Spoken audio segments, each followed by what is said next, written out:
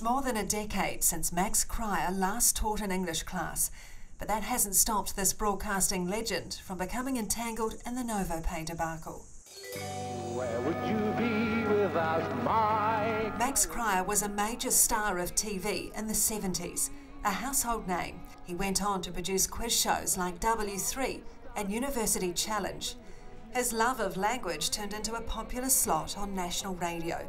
The Kumara does not speak of its own sweetness. Yes, yes. Which is a very elegant way of saying, don't boast. He's also published a number of successful books about language, but his first job was teaching. I last taught in Auckland 13 years ago at an inner city school, which I much enjoyed, and I was therefore amazed to receive a message from Novopay saying, would I please click this link and provide my password for payment for a job I hadn't been doing for 13 years. Which left Max Cryer feeling rather, discombobulated. Well, I was unable to find the password because although the message came to me, I don't have a password for a teaching payment because I am not an enrolled teacher anywhere. But I did investigate and I found that the password that I was supposed to have belonged to a person who was, would you believe, I was to be paid as a school security guard, which since I've been a teacher of English and media studies and communication, I thought was a bit weird. So I can only hope that some school somewhere has a security guard who is being paid.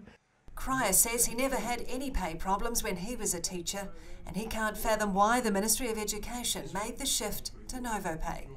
Well, I will re-quote Colin Hogg, who once said about something else. He said, well, their attitude was, if it ain't broke, break it, which the government seems to have done, because Datacom and Multiserve were absolutely flawless. He called his old school to sort out the snafu.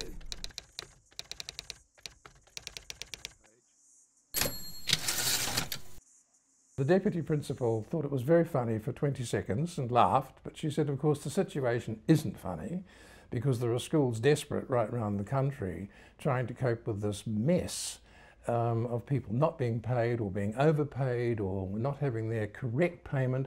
So she said, yes, well, it was funny that you were supposed to be a security guard, which I never was, but it's not a funny situation at all.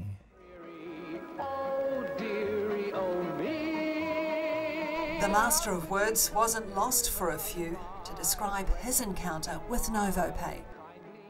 Snarl up, because snarl up means a mess, but it has a certain evil quality to it, which is definitely what this is.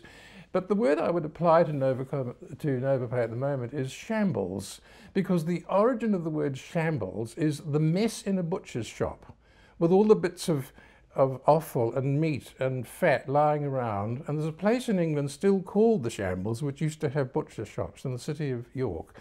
So yes, we have a shambles, which is a mess with dead bits lying here and dead bits lying there, and no one seems to know what to do about it.